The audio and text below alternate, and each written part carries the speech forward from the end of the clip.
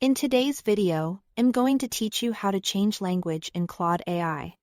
If you prefer using apps in your native language or you are learning a new one, updating Claude's interface takes just a few clicks and happens instantly.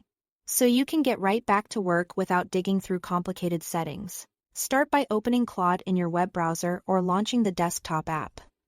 On the left side of the screen, you will see the sidebar where your chats live. At the very bottom left corner of that sidebar, look for your profile icon. It's a small circular avatar, usually your photo or your initials. That icon holds your account controls, including the language setting we need to adjust the interface. Click the profile icon to open the account menu. A compact menu will appear, giving you quick access to personal preferences. In that menu, click the language option. This is where Claude lists all available interface languages in a simple drop-down, so you can quickly find the one that suits you best. When the drop-down opens, scroll through and choose the language you want to use. As soon as you click your preferred language, Claude applies the change immediately. No saving and no page reload required. You will notice navigation labels, buttons, prompts, and menus switch to the new language right away. Give it a moment to update across the interface panels. That's normal and part of the instant switch. Your existing chats and their content remain exactly the same.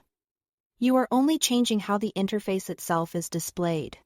If you ever want to switch back, just return to the same language option and pick a different one the exact same way. A couple of quick tips to make this smoother. If your window is very narrow, the sidebar might collapse, which can hide the profile icon.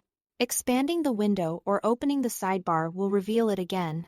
If you are in the desktop app and don't see the language item in the menu, make sure you are on the latest version. Updating the app usually brings the setting into view. And if you are exploring a new language, remember you can always toggle back at any time. So feel free to try a few and see which translation feels most natural for you as you navigate. This can be a helpful way to learn interface terminology while keeping your workflow comfortable. That's all there is to it. Thanks for watching.